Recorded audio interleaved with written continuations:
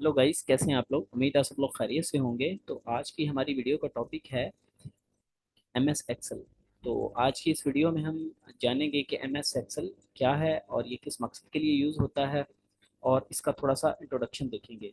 तो M S Excel basically एक बहुत ही एडवांस टूल है, जिसको हम अपने डाटा को स्टोर करने के लिए, अपने डाटा को ऑर्गेनाइज करने के लिए और एनालिसिस वगैरह करने के लिए डाटा का उस मकसद के लिए हम इसको यूज़ करते हैं।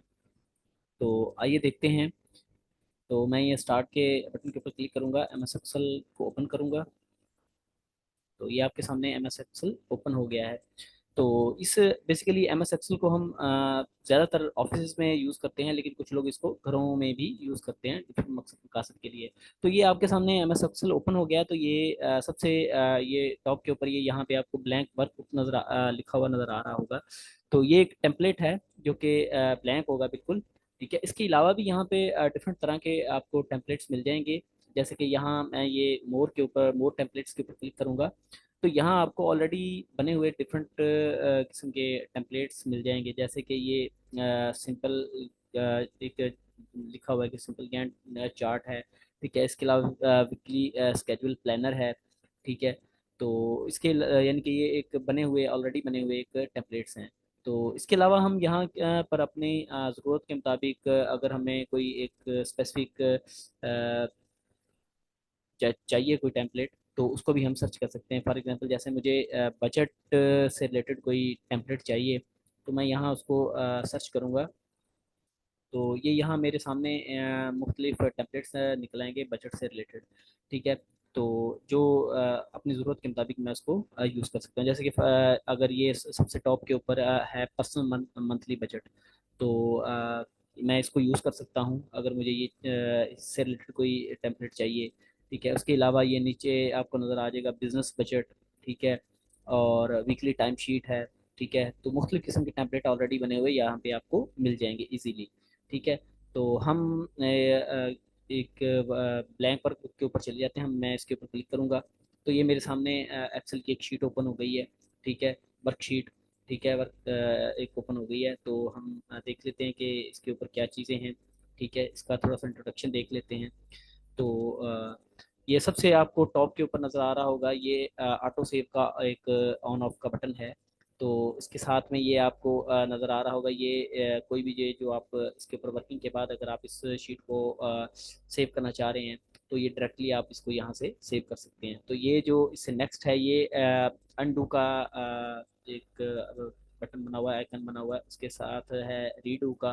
ठीक है, और इसके साथ ये जो है ये कस्टमाइज एक टू आप अपनी मर्जी से एक कस्टमाइज टूल बार इसके ऊपर कर सकते हैं, कस्टमाइज कर सकते हैं। ठीक है, तो उसके नीचे ये आपको नज़र आ रहे होंगे डिफरेंट टैब्स। जैसे कि फर्स्ट के ऊपर फाइल टैब है, सेकंड होम टैब है, थर्ड जो है इंसर्ट है, फिर page layout, formulas, data review and view, और इसके अलावा ऑटोमेट, हेल्प।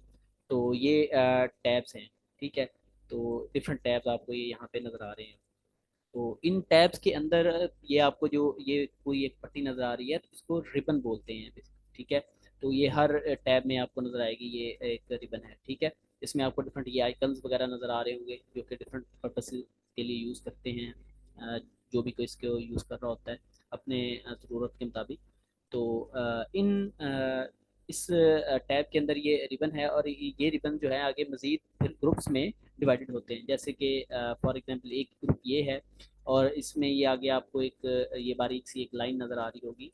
इसके बाद ये नेक्स्ट ग्रुप है। ठीक है, उसके बाद फिर ये एक नेक्स्ट ग्रुप है। तो ये ग्रुप्स में आगे डिवाइडेड हैं। तो बेसिकली ये जैसे कि ये एक ग्रुप है, तो ये फॉन्ट से रिलेटेड, यानी कि जितनी भी हम वर्किंग करते हैं, तो ये उसका एक अलग से उन्होंने एक ग्रुप बनाया है। फॉर एग्जांपल इसमें ये फॉन्ट स्टाइल हो गया, उसका साइज वगैरह हो गया, उसकी कलरिंग हो गई, उसका बॉर्डर वगैरह फॉन्ट का हो गया, कोई भी सेल का।